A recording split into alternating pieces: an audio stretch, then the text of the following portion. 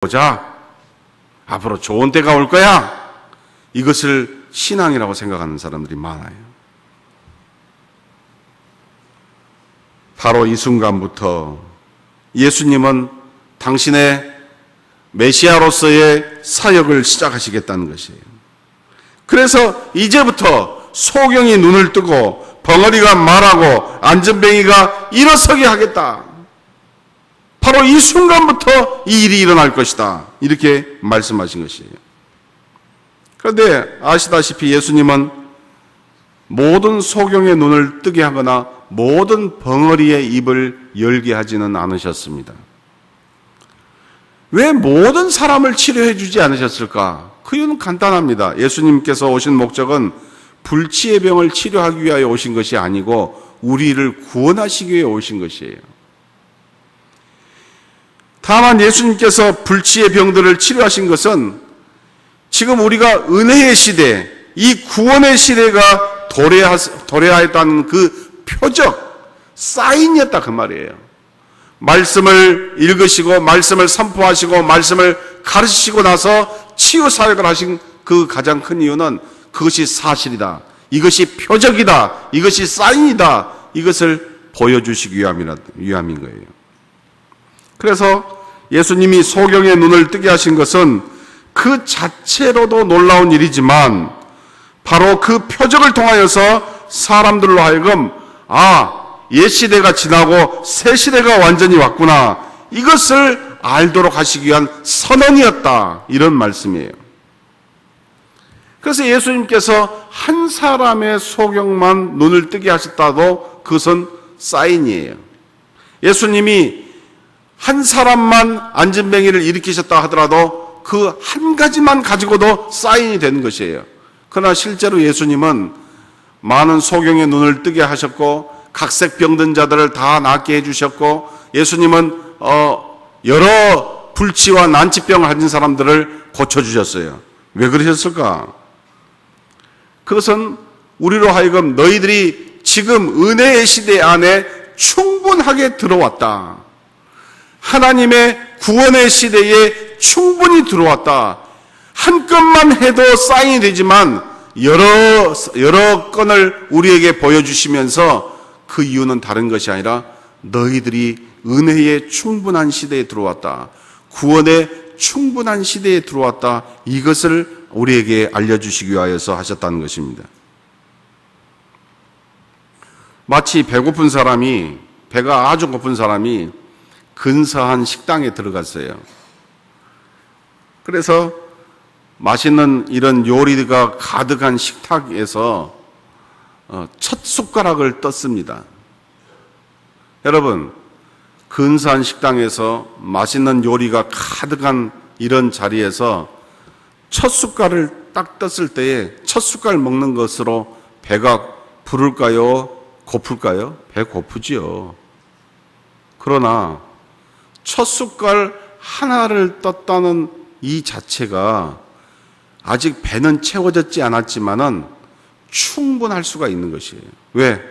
지금 근사한 식당에 와 있고 앞에 충분한 음식들이 놓여 있기 때문에 첫 숟갈 하나만 떴지만 앞으로 배가 불러지는 이런 역사가 있기 때문에 한 숟갈만 떠도 충분하고 배가 부르는 것이에요. 바로 예수님께서 난치병과 불치병자들을 고쳐주셨다는 것은 모든 사람을 고쳐주지 아니하고 그 사람을 고쳐주고 그 사람을 고쳐줬지만 오늘 예수 그리스도를 메시아로 믿는 사람들은 그 사건 하나만 가지고도 충분한 구원의 역사와 은혜의 역사를 맛볼 수가 있다는 것이에요. 아멘. 이것이 바로 예수님의 치유 사역의 목적이에요.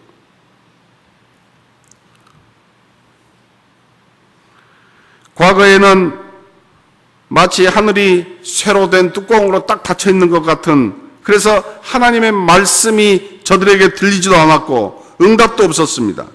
그런데 예수님께서 오심으로 말미암아 이 귀한 영광스러운 하나님의 말씀이 선포됨으로 말미암아 고칠 수 없었던 그 난치병과 불치병들을 치유했다는 것은 이제 너희들은 하나님의 은혜의 충만한 시대에 들어섰다. 이것을 우리에게 말씀하시는 사인이었다는 것입니다. 그래서 말씀은 부족한 것이 없습니다. 말씀은 완전하고 말씀은 충만하고 이 말씀으로 이 시대에도 우리에게 치유와 회복의 역사가 충만한 줄로 믿으시기 바랍니다. 하나님의 말씀은 출애굽 때도 하나님의 말씀이고 예수님이 오실 때도 하나님의 말씀이고 베드로와 요한이 가졌던 그 말씀도 오늘 우리 시대에 똑같은 하나님의 말씀이 되는 줄로 믿으시기 바랍니다. 그래서 공생의 첫 번째 사역에 예수님께서 하나님의 말씀을 선포하고 가르치셨다는 것은 아주 중요한 우리에게 선언이 되는 것이죠. 두 번째 질문은 그렇다면 예수님의 첫 번째 설교 속에는 어떤 내용이 들어있는가예요. 어떤 내용이 들어있는가. 이 예수님의 첫 번째 설교에는 하나님의 나라의 사상이 들어있습니다. 하나님 나라의 사상의 가장 주된 핵심은 뭐냐? 희년입니다. 희년.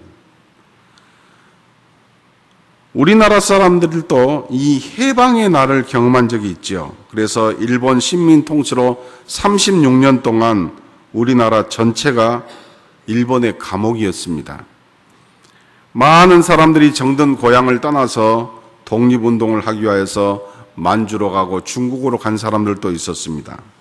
어떤 사람들에게 붙들려 가지고 일본이나 사할린 등지에 가서 강제 노동을 했던 사람들도 있습니다. 또 어떤 사람들은 군인들에게 붙잡혀 가지고 필리핀이나 인도네시아까지 가서 전쟁에 징용되었던 사람들이 있었습니다. 결국 이제 전쟁이 끝났습니다. 미국, 영국, 프랑스, 러시아가 중심이 된 연합군이 승리를 했죠. 그래서 일본의 천황이 미국의 메가더 장군에게 항복 선언을 하고 조인을 했습니다. 이 선언으로 우리 민족에게 해방이 시작되었죠. 해방이 시작되니까 어떤 일이 일어나기 시작했습니까? 만주나 중국이나 일본이나 이런 필리핀이나 인도네시아에 붙잡혀 있던 사람들이 다 고향으로 돌아왔습니다. 구약의 이스라엘 백성들에게 아주 중요한 해가 있었는데 그것이 바로 희년입니다. 희년이라는 것은 50년 만에 돌아오는 그 해를 말하는데 그 해가 되면은 이스라엘 백성들 중에 빚을 갚지 못하여서 또 죄를 져서 남의 집에 가서 종살이했던 사람들이 다 자기 집으로 돌아오는 자유의 몸으로 돌아오는 해방의 날이 희년이었습니다. 그래서 이 희년이 되면은 대제사장이 나팔을 불게 되었는데 나팔 소리가 터짐과 동시에 모든 종들이 해방으로 다 자기 집으로 돌아오는 것이에요. 그런데 수백 년 동안 이스라엘 백성들이 지킬 수가 없었습니다. 왜냐하면 나라를 잃은 상태였기 때문에. 그런데 메시아 되신 예수께서 갈릴리 나사렛에서 첫 번째 했던 설교가 바로 이 위대한 희년을 선언했다는 것입니다. 그래서 예수님의 첫 설교는 온 세상을 향한 희년을 선포했다는 것입니다. 기다리고 고대하던 그 희년이 너희에게 이제 성취되었다. 이것을 예수님이 말씀하시는 것이에요. 그렇기 때문에 누구든지 예수님이 전한 이 첫 번째 말씀을 믿는 사람은 자유의 몸이 되고 해방의 몸이 되어서 다 구속의 은혜를 누리게 되는 것입니다. 여기 18절을 보면은 가난한 자가 있고 포로된 자가 있고 눈먼 자가 있습니다. 다 18절 보니까 포로된 자에게 자유를 눈먼 자에게 다시 보게 함을 전파하며 눌린 자를 자유케 하고. 사실 가난한 자와 포로된 자는 같은 종류의 사람입니다. 왜냐하면 가난해서 빚을 갚을 수가 없기 때문에 포로가 된 사람이기 때문에 같은 종류의 사람이에요. 그런데 또 한 부류가 있는데 눈먼 자가 나왔습니다. 눈먼 자는 뭐냐? 이 사람들은 해방이 되어도 스스로 돌아갈 수가 없어요. 왜? 안 보이니까. 그런데 앞을 보지 못하는 이 사람들이 어떻게 고향을 돌아가느냐? 여기 말씀을 보니까 눈먼 자에게 뭘 줬다고 그래요? 어떤 사람을 붙여줬다? 이렇게 말씀하지 않고 뭐라고 말씀하고 있어요? 다시 보게 함을 말했어요. 다시 보게 한다. 이 말씀은 무슨 말입니까? 그냥 자유하리라, 내가 어떤 사람을 너에게 붙여주리라 이렇게 말씀하지 아니하고 눈먼 사람에게 눈이 떠져서 다시 보게 하겠다. 이것은 근본적인 치유가 일어나게 될 것이다. 이렇게 말씀하신 것이에요. 새 생활이 시작되게 할 것이다. 이걸 말씀하고 있는 것이에요. 바로 이것이 예수께서 선포하신 희년이란 말이에요. 단순히 말하고 끝나는 그런 희년이 아니라 근본적인 변화로 인한 새로운 생활을 이야기하는 것이 예수님께서 말씀하신 첫 번째 설교의 내용이란 말이에요. 중요한 것은 지금 우리 시대에는 희년이 있냐는 거죠. 우리 시대에는 희년이 있을까요, 여러분? 가난한 자에게 복음을, 포로된 자에게 해방을, 눈먼 자에게 눈을 뜨게 하여서 근본적인 치유와 회복이 일어날 것이냐? 우리 시대는 있냔 말이에요. 근데 조금 전에 우리가 봤던 말씀에 뭐라 그랬어요? 오늘 이 자리에 이 말씀이 너희 귀에 응하였느니라 예수님이 선언을 해놓으셨어요. 그렇다면 우리 시대에도 이 희년이 선포되고 있습니까? 없습니까? 선포되었다는 것이에요. 뿐만 아니라 예수님께서는 요한복음 14장 13절 말씀에 너희가 내 이름으로 무엇을 구하든지 내가 시행하리니 이는 아버지로 하여금 아들을 인하여 영광을 얻으시게 하려 함이라. 내 이름으로 무엇이든지 내게 구하면 내가 시행하리라. 아멘. 과연 이 말씀을 얼마나 붙들고 있습니까?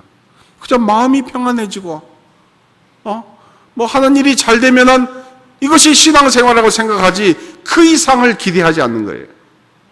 기도도 없어요. 구함도 없어요. 바람도 없어요. 그저 오늘 하루 편하면 그만이에요. 이건 신앙생활이 아닙니다. 이것은 예수님이 말씀하신 희년이 아닌 것이에요.